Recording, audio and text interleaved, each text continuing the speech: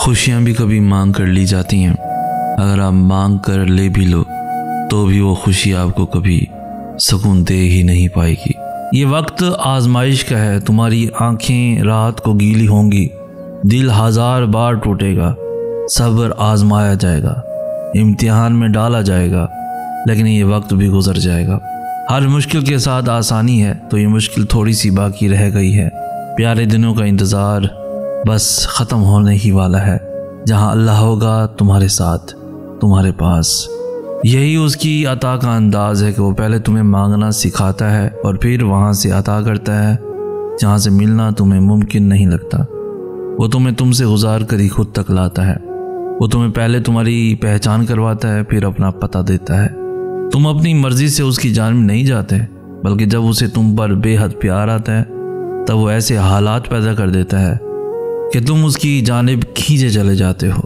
راہیں جدا ہو جانے سے مقدر جدا نہیں ہوتے، اور جو اس بات کا یقین رکھتے ہیں اللہ ان کے لیے ایسے وسیلے بناتا ہے جو کسی کی بھی نظر سے گزرے نہیں ہوتے۔ حالات سمجھ سے باہر ہو جائیں تو معجزے بھی عقل سے باہر ہو جاتے ہیں۔ ایک لمبا سانس لیں، کھلی ہوا میں چہل قدمی کریں، اللہ کے ساتھ وقت گزاریں، اس کی محبت کو محسوس کریں، اس کی رحمتوں کو محسوس کریں۔ چھوڑیں دنیا کی چیزوں کے پیچھے بھاگنا، بس اللہ پاک کی محبت میں اس قدر کھو جائیں کہ اس کے علاوہ آپ کو کچھ بھی دکھائی ہی نہ دے۔ تمہیں پتہ ہے جب بات ناممکنات پر آ کر رک جاتی ہے نا، تب میرا رب کہتا ہے ان اللہ علی کل شیء قدیر۔ انتظار کی بھی 3 صورتیں ہوتی ہیں، یا تو اللہ اس لیے انتظار کروا رہا ہے کہ یہ وقت صحیح نہیں ہے تمہیں وہ دینے کا جو تم کب سے مانگ رہے ہو، یا تو وہ چیز تمہارے لیے بہتر نہیں جس کا تم کب سے انتظار کر رہے ہو، یا تو اللہ کو تمہارا مانگنا پسند آ گیا ہے، اس لیے وہ چاہ رہا ہے میرا بندہ مجھ سے فریاد کرتا رہے۔ یہ ہو ہی نہیں سکتا جو دعا اللہ نے دل میں ڈالی ہے وہ نصیب میں نہ ہو۔ اللہ ہمیں آزماتا ہے کہ میرا بندہ مجھ پہ کتنا بھروسہ رکھتا ہے، تو بس اپنا دل اس رب کی طرف متوجہ رکھیں اور اس کی رحمتوں کے منتظر رہیں۔ تمہارے سمجھنے نہ سمجھنے، ماننے نہ ماننے سے کچھ بھی نہیں ہوتا۔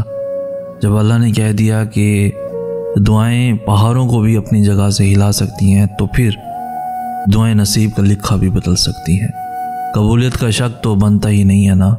ہم جو چیز مانگتے ہیں نا اللہ تعالیٰ سے، وہ اللہ کو پہلے سے ہی معلوم ہوتا ہے۔ جس چیز پر تڑپتے ہیں نا اللہ تعالیٰ پہلے سے ہی اس طرف سے واقف ہوتا ہے کہ ہم یہ مانگیں گے اللہ سے۔ اسے پہلے سے ہی پتہ ہوتا ہے کہ ہمارا دل کس چیز میں الجھ گیا ہے، تو جب اللہ کو پہلے سے معلوم ہوتا ہے تو وہ ہمیں کیوں نہیں عطا کرتا۔ اسی لیے تو اس نے دعا بنائی، دعا مانگنے کے لیے ہمیں بنایا تھا تاکہ ہم اس سے مانگیں، اس سے باتیں کرتے رہیں، اسے بلاتے رہیں، اسے دور نہ ہو جائیں، اس کے قریب رہیں تاکہ وہ ہماری طرف متوجہ ہو سکے۔ ہم اس سے مانگے اور انہی باتوں میں وہ ہمارا الجھا ذہن اس چیز سے ہٹا دیتا ہے۔ اتنی محبت کرتا ہے اللہ ہم سے کہ ہمارے لیے وہ ہمیں غم دکھاتا ہے اور ہمارے لیے ہی ہم سے محبت کرتا ہے۔ اللہ تمہیں انسان کی محبت سے گزار کر خود تک لاتا ہے، اور جان لو اگر اس دونوں جہانوں کے مالک کی محبت مل گئی تو دونوں جہاں کا سکون پاؤ گے، اور جب تم اس کی رضا میں راضی ہو جاؤ گے تب وہ بھی ساری کائنات کو تمہیں راضی کرنے پر لگا دیتا ہے۔ دیر فقط اس لیے ہو رہی ہے کیونکہ تمہاری آواز اللہ کو پسند آ چکی ہے۔ حضرت امام علی علیہ السلام فرماتے ہیں دھوکہ دینے کے 1000 طریقے ہیں، لیکن سب سے گھٹیا طریقہ محبت اور ہمدردی کا دکھاوا کرنا ہے۔ جب اپنی من پسند چیز اس کی حفاظت میں چھوڑ دو گے تب اسے الحفیظ پاؤ گے۔ وہ کرتا نہیں مایوس اپنے بندوں کو، تم اپنا دل مطمئن رکھو، وہ تمہیں اپنی چاہت سے نوازنا چاہ رہا ہے۔ ہمت مت ہارو، دعا مانگتے رہو تب تک جب تک جواب نہیں مل جاتا۔ تو یقین رکھو جب وہ تمہیں صبر کی انتہا کو لے آیا ہے تو یقین رکھو کہ آزمائش اب ختم ہونے والی ہے، اور پھر ہر اس چیز سے نواز دیا جائے گا جس کے لیے تم راتوں کو اٹھ کر جھولی پھیلایا کرتے تھے۔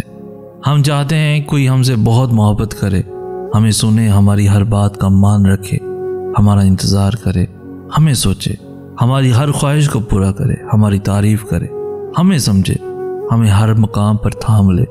محبت تو ہمیں ایسے ہی چاہیے ہوتی ہے، پر جانتے ہیں ایسی محبت اللہ کے سوا اور کوئی نہیں کر سکتا۔ وہ ہمیں سنتا ہے کیونکہ وہ السمیع ہے، وہ ہماری ہر بات کا مان رکھتا ہے۔ اگر ہم اسے اپنی یادوں میں بساتے ہیں، وہ ہمارا تذکرہ فرشتوں میں کرتا ہے۔ وہ محبت کے بدلے محبت دیتا ہے، رسوا نہیں کرتا۔ اپنی زندگی کا مقصد فقط اللہ کی خوشنودی بنا لیجئے، پھر آپ کبھی نہیں ٹوٹیں گے، کبھی نہیں بکھریں گے، کبھی نہیں ہاریں گے انشاءاللہ۔ خوشیاں بھی کبھی مانگ کر لی جاتی ہیں، اگر آپ مانگ کر لے بھی لو تو بھی وہ خوشی آپ کو کبھی سکون دے ہی نہیں پائے گی۔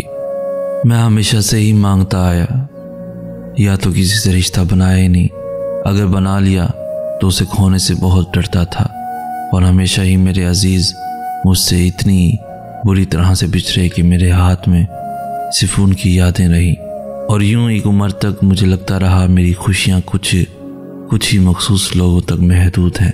میں اپنے رشتوں کو بچانے کے لیے روتا تڑپتا محنت سماجت کرتا، مگر پھر بھی کہیں نہ کہیں تو بچھڑنا ہوتا ہے، اور پھر ایسے بچھڑنے کو ذات کی ضلالت ہی کہا جاتا ہے۔ بھلا ہم کسی کو اس کی مرضی کے بغیر کیسے روک سکتے ہیں؟ کیسے اسے کہہ سکتے ہیں کہ ہمارے ساتھ چلو، ہماری خوشیوں کا حصہ بنو؟ بھلا خوشیاں بھی کبھی کسی سے مانگ کر لی جا سکتی ہیں؟ شاید کبھی بھی نہیں، یہ تو نصیبوں سے ملتی ہیں۔ بچھڑنے والوں کو بچھڑنا ہی ہوتا ہے، آج نہیں تو کل صحیح۔ جب بچھڑنے والوں کی لمبی فہرست بن گئی، ہر چاہنے والا توڑ کر چلا گیا، تب سمجھ آئی اپنی خوشیاں لوگوں سے وابستہ نہ رکھو، انہیں خود سے وابستہ رکھو۔ اپنی ذات کو سمجھو، اسے دوسروں کی جھولی میں گرانا چھوڑ دو، ورنہ خالی ہاتھ رہ جاؤ گے۔ بعض دفعہ اللہ تعالیٰ آپ کو آپ کی سب سے پسندیدہ چیزوں اور لوگوں سے دور کر دیا کرتا ہے۔ مقصد آپ کا دل دکھانا نہیں ہوتا، دراصل آپ کا اس رب کے قریب ہونا مقصود ہوتا ہے۔ اگر کہیں محسوس ہو کہ آپ اکیلے ہو تو مت بھولنا کہ آپ کم از کم اکیلے نہیں ہو۔ اللہ تعالیٰ کبھی بھی کسی کو اکیلا نہیں کرتا۔ دل کی گہرائیوں سے پکارو اس سے۔ آپ کی ماں آپ کی ایک پکار پر اتنا تڑپتی ہے تو وہ کتنا پاس آتا ہوگا۔ کبھی امید نہیں کھونی، کبھی اداس نہیں ہونا، کیونکہ وہ کبھی امید توڑتا نہیں ہے، وہ دلوں کو جوڑنے والا ہے، وہ رحیم و غفور ہے۔ میرے پاس کچھ نہیں ہے اس رب کے سوا، مجھے نہیں پتا میرا مستقبل کیا اور کیسا ہوگا، میں کب کہاں ہوں گا، کن کے ساتھ ہوں گا، مجھے نہیں پتا۔ میں اندھیری وادی میں چل رہا ہوں،